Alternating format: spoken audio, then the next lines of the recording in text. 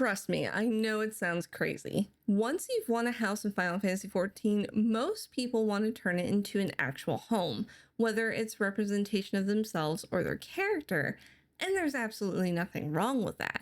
But if that sounds boring to you, then I'm here to tell you that it's okay to get experimental and build whatever you want, from gpose studios to RP venues to life science, paintings, and even abstract art. In today's video, we're going to talk about the one simple thing that makes thinking outside the box, or outside of the house, easier. And I'll be using this underwater apartment I designed for Denmo's 200 Doors project as an example, which if you haven't watched this video yet, you absolutely should, because it is such a wholesome celebration of Final Fantasy XIV's creative community, and I'll have a link to that in the description below. But before going there, let's tackle this underwater grotto first. Let's go. Regardless of what you decide to build, there's one simple thing to keep in mind that will make planning your design that much easier. And that one thing is purpose. What purpose does the space serve? Why are you building this? Which that sounds like a no-brainer, right? But you'd be surprised how many people completely miss this step, and then they wonder why they can't think of any ideas. And I admit, it can feel a little silly to think about it that way, because these are virtual spaces. It's not like someone's living in them, right? Except these days we tend to spend as much time in our virtual homes as we do our real ones. So it's worth it to give the use case for your design some extra thought. Knowing your why influences everything else about the design process. For example, if your goal is a roomy home that uses every floor in your house, then you'll want to build a theme that works well with base game furniture and minimizes glitching as much as possible. If you're looking to build an RP venue where you expect a bunch of players to gather in real time, then you need to think about things like, say, chat distance, and whether or not players can comfortably move around. And if you're going completely experimental, then the purpose behind your space becomes even more important, because spaces like gpose studios and artistic designs don't care if the entire apartment or house makes sense. All that matters is what's going to appear in screenshots or videos, and that's where today's apartment design falls into. In Denmo's instruction video for his 200 Doors project, he provided applicants with the following criteria. We needed the Alpine partition door placed on the north wall of our apartment, directly across from the in-game entrance on the south wall. We also need to keep the center of our apartment clear of decorations, or at least level with rugs, so he could smoothly walk through and keep the camera steady. And finally, he was going to record in first-person mode, meaning anything outside of Alalafel's field of vision wouldn't appear in the video. That last point is particularly important because that meant we didn't have to use item slots covering up areas that wouldn't be seen, like the depths of these grottos I made that you can see on screen here, or the entirety of the south wall. It's kind of like Animal Crossing, where you're only working with the frontal view. And all of this laid the foundation for our floor plan. And if you've watched any of my videos before, then you know how much I champion the use of those. Though in this case, I played a bit more loosely with the design's concept, because what the criteria gave us was more than enough of a floor plan for me to work on its own. So with all of that in mind, I wanted to take the opportunity to build something I had never done before. And at the time, my timelines were filled with all kinds of beautiful cave and undersea builds. So I just wanted to try my hand at one too. And I really wanted to play with animations that would look cool as you walk by, because this game is full of furniture that has little cute miniature animations that I think people don't really pay attention to. So I centered the design around two big aquariums facing the south entrance and intended to surround them with tons of colorful plants and undersea coral, which, big shout out to my friend who went to the trouble of catching this adorable mechanical fish for me, because the conditions to get it are so specific. So you'll probably see this little guy again in future apartment builds, because I love him so much. Anyway, once I knew my theme and the aquariums I wanted to center everything around, the rest came down to getting the right textures and details. I was aiming for an underwater grotto or an underwater cave, so I used the backs and sides of several indoor oriental waterfalls for the majority of the cave walls. So many of those waterfalls.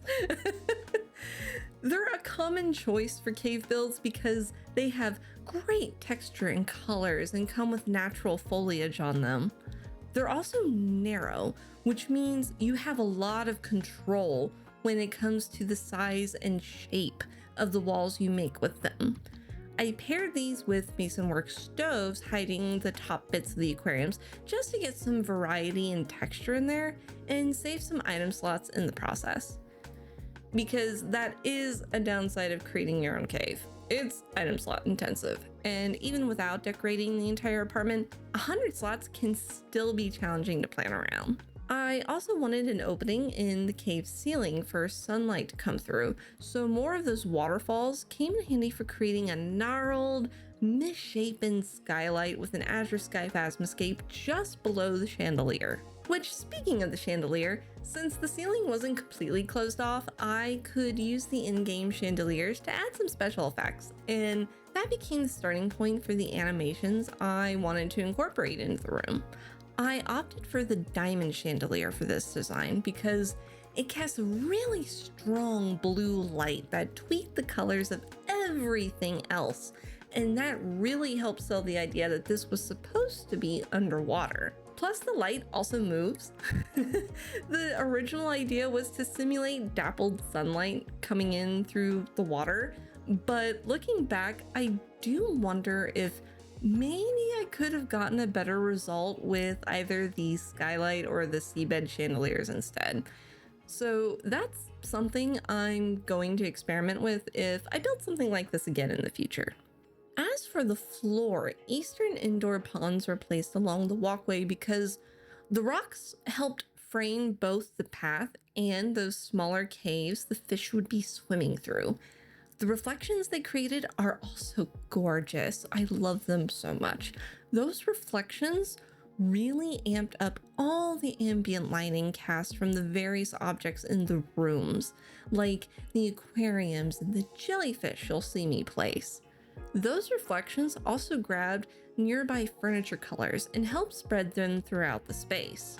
And by the way, that's a tip that completely changed how I designed houses in this game years ago.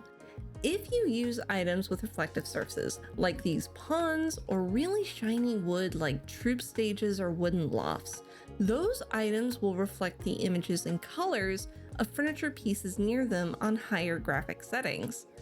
This will not only make your space feel bigger, but it can help your light sources make a greater impact. This is actually why some IRL interior decorators will suggest hanging a mirror in a room that gets low light, because it amplifies what you have and lifts the room up as a result. And you'll see that in action as more pieces are added around the ponds. Once the stone structures were in place, all that was left was the details, and let me tell you, this is where tabletop and wall-mounted items shined the most. As I've been saying throughout the video, I wanted to inject as much color and movement as I could so that the design felt alive, and that meant plants everywhere. With the help of a wooden beam and a Riviera wall shelf, I slapped plants and coral everywhere I could think of. Plants draped around cave entrances, flower vases were tucked inside rocks, which, by the way, the red plants are just red hyacinths. I figured they would make for some really cool looking seaweed or coral, and would just help bring a pop of warmth since this design is overwhelmingly made of cool tone colors. Tiny fairy doors were nudged into the rocks as well so that only their sides show, and this created the illusion that flowering vines were creeping along them and growing in through the cracks. My favorite pieces though are the rainbow coral. Believe it or not, those are tabletop items. So if you use the crane method, which entails multiple wooden beams and a wall shelf, You can sink the coral into the floor to hide the base at the bottom. They're also just so bright and pretty, and they make bubbles! Bubbles of various sizes, complete with sound effects, and I've wanted to use them for so long because of the bubbles, and I'm finally got to do it. As a finishing touch, I tucked away in one of the Maelstrom trophy pieces you can buy from PvP Woolmarks into one of the smaller caves. Since it looks like the front of a ship, I thought it gave the impression of a shipwreck, and maybe that big fish behind it was responsible for it. The trophy also has a splash animation, so that just added to everything else in this scene. Complete with all the bobbing jellyfish, it all came together better than I had hoped it would. Overall, I'm incredibly happy I got to work with animations like these as much as I did with this design, because it felt like that's an aspect of a housing system that gets overlooked, and I suspect that's usually because when we're just designing regular homes, we don't think of an animated scene. Everything is relatively stationary, so being able to experiment like this was just so much fun, and it let me use a whole bunch of furniture pieces I had been dying to use.